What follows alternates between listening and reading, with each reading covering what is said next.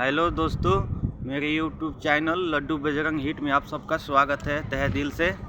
दोस्तों, मैं गाना गाने जा रहा हूँ, पसंद आए तो लाइक, चैनल को सब्सक्राइब अवश्य करें और कमेंट भी जरूर करें।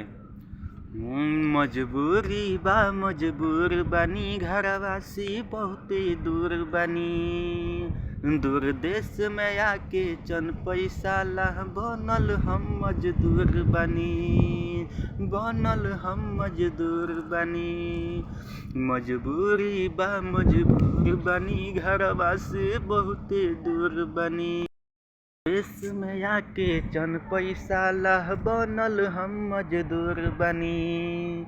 बड़ा गरीब के हालात सतावेला, मन लागे ना बहरा में गौआ के याद आवेला, मन लागे ना बहरा में गौआ के याद आवेला।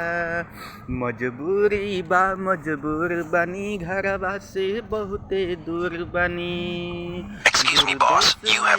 चन पैसा लह बनल